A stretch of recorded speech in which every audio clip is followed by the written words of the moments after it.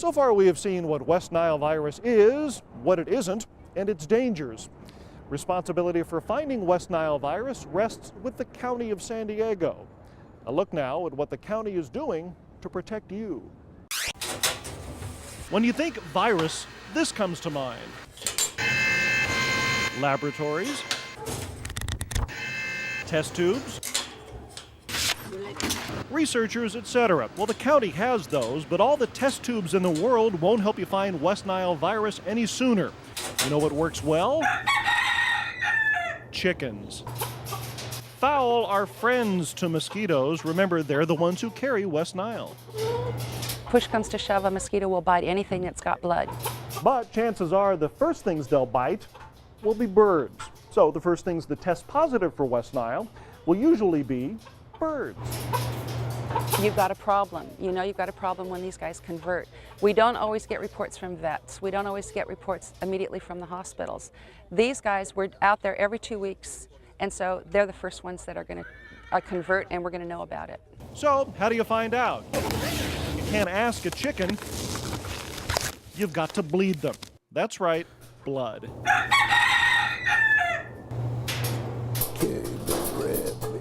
Not a lot, but just enough to test it. It doesn't take long at all. Paul Damos of Environmental Health shows us the way it's done. San Diego County this season will maintain 3 separate flocks in different areas of the county. Get the chicken relaxed, head down, a slight pinprick in the comb. Done. Now you put special filter paper on the comb.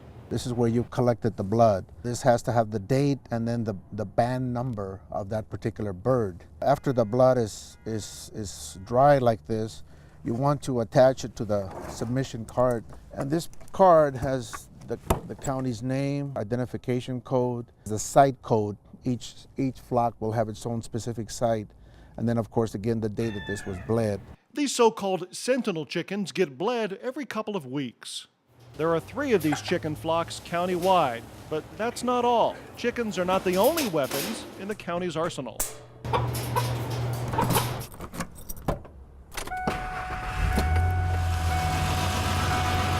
There are some conditions out there that can possibly cause a problem with mosquitoes. Out there is Mission Trails Regional Park. A haven for nature, from water to waterfowl. Lots of water, dense growth, a perfect breeding ground for mosquitoes. And this is so tight that the predators can't get in there, and it's hard for us to even apply our larvicides, which is the second biggest part of our IPM program with mosquito control. They can take out some of the growth, but there are environmental concerns. Remove this, then you remove bird habitat. So a lot of that thick growth has to stay. So what do? The county puts up something called an Evs Trap. The trap consists of a bucket up on top here, where when you first put the bucket out, you have 4 pounds of dry ice. It lets off carbon dioxide. Carbon dioxide is very attractive to female mosquitoes. They're looking for that because they have learned that carbon dioxide is a byproduct of respiratory action of warm-blooded animals and birds and, of course, humans. County specialists will put out the trap in the late afternoon when mosquitoes start to get active. The traps get collected the next morning. Sometimes they're full. They get taken back to the lab to be processed, where they'll be tested for any virus. Then there's this. Helicopters are often used to drop larvicide around ponds to stop mosquitoes. The larvicide is ground up corn cob laced with bacteria, lethal to mosquito larvae, harmless to people and wildlife. Don't forget about those mosquito-eating fish. And remember, they're only for home use. They will do a great job of controlling the mosquitoes, and we don't have to, it's not something we have to use pesticides for, and it doesn't require that someone be going back to check it constantly, because once we put them in there, they'll pretty well take care of the situation. Remember, they're free, and you can find them in many locations around the county. From the field, we head inside. Coming up, how the county works inside the lab to battle West Nile virus.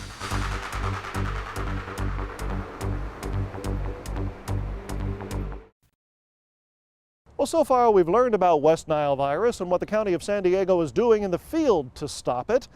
Now, let's go inside. West Nile virus and the laboratory. Living outdoors, San Diego County style. Sand, surf, mountains.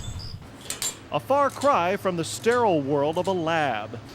But when Mother Nature visits, she can leave behind this. And as we've learned, that usually leads to these. Bad news. Enter Al Wahardo, doctor, public health veterinarian. And this is my office. He spends his day looking for anything bad to be found inside animals. The first thing that we will do is we'll go ahead and open up the body, do a complete physical examination in and out, and then we'll take tissue samples that pertain to this case. We can do cultures on it too.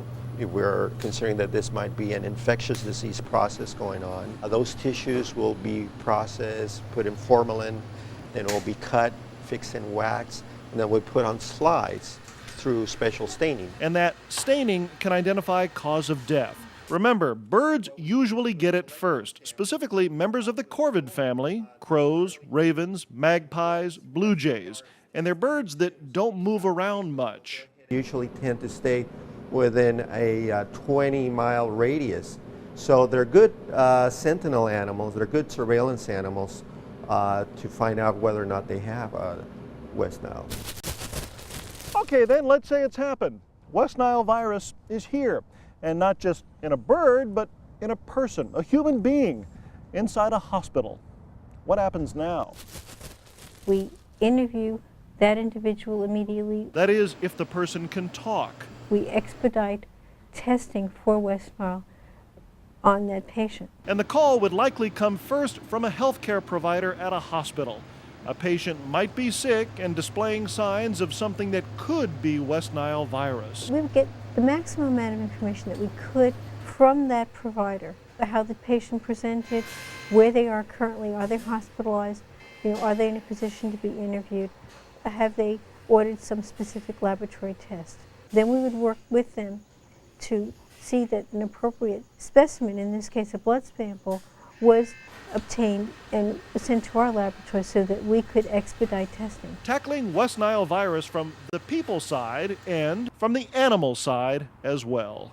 It is plain to see West Nile virus is a concern. Is it time to panic? No, certainly not, but we do need to remain vigilant. And the best way to do that is to educate ourselves about the virus. Remember, the County of San Diego is doing everything possible to deal with West Nile virus, in the field, in the lab, in the hospital. But ultimately, it rests with you. Learn about the virus. Take those precautions we discussed in this program. And remember, visit our website at sdfightthebite.com or call 888-551-INFO for the latest information. I'm Michael Russo. Thank you for watching.